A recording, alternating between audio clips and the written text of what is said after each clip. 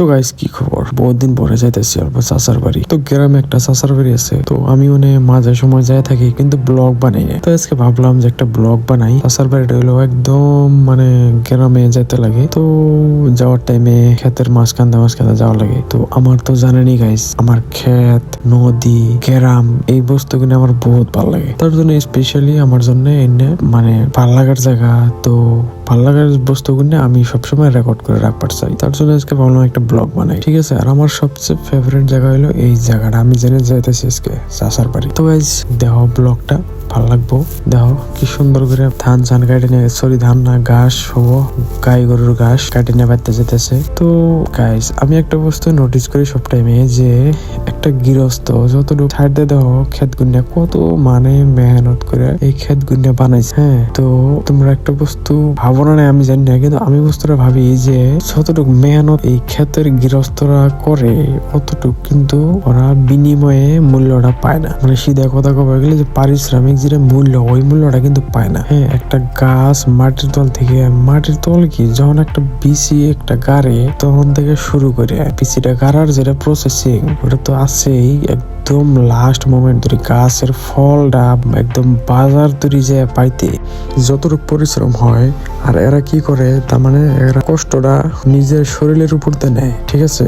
ওরা কোনো সহজ উপায় বা এরকম আছে যে কিছুমান কাম মানুষ যা করাইলে হয়তো সহজ হবো, কষ্টটা কম হবো, ওই পয়সাটা বাঁচানোর জন্য কষ্টটা ওরা নিজে করে। হ্যাঁ, তো ওইটার বিনিময়ে কিন্তু কোনো মানে এগোরে মানে কি যে কিছু সেভিং, যেরকম মানে চাকরি বাকরি কিছু করলে যেরকম মানি সেভিং করে, হ্যাঁ, বা 1 বছর 2 বছর পরে ওই পয়সাটা দিয়ে কিবা একটা কাম করে। কিন্তু আমি যেটা দেখি যে একটা গৃহস্থ সারা বছর কাম সাম করে এন্ড অফ দা ইয়ার যদি কিছু একটা কাম করবার চায়, তো ওই যে মাটিটা ক্ষেত করতে ওই মাটিটাই বিক্রি করে কিছু ওই কামটা করা লাগে।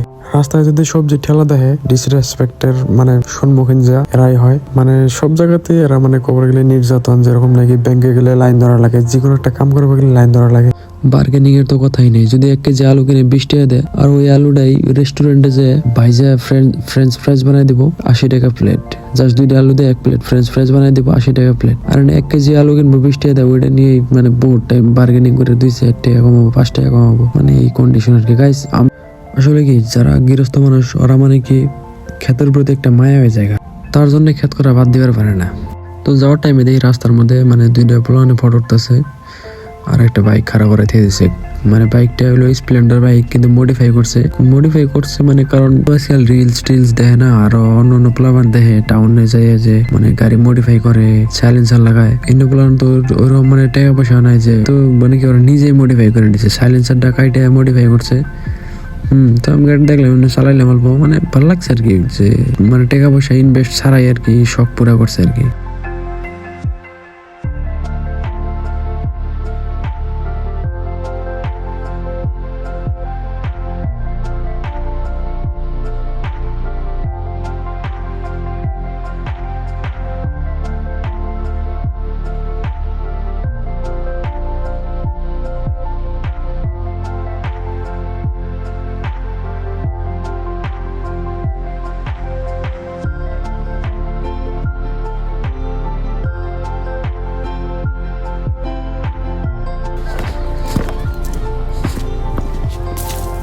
চাচা কি মাছ মারতেছেন?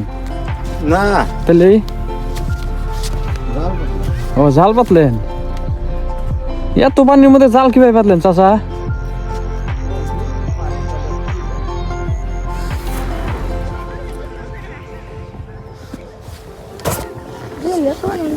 ভাবলাম চাচার লোক গল্প কথা কমন, চাচা দিয়ে গেল। গাইস গ্রামের লোক তামাম সিধা সাদা, বুঝছেন। এরা মানে কি কই আর, যখন মানে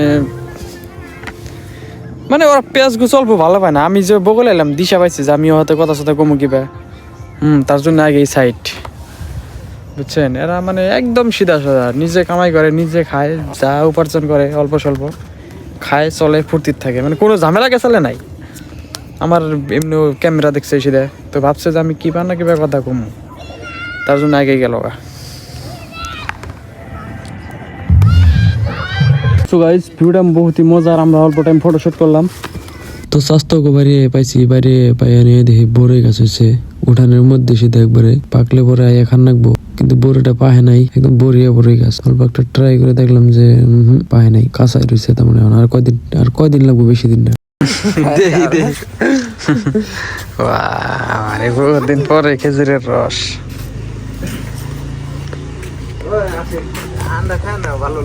না আন্ডা চান্ডা খাম না।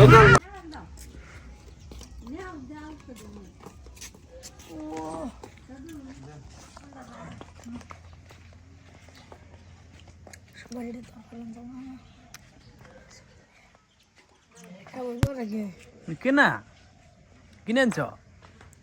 হ্যাঁ খাও, মকল মুরগি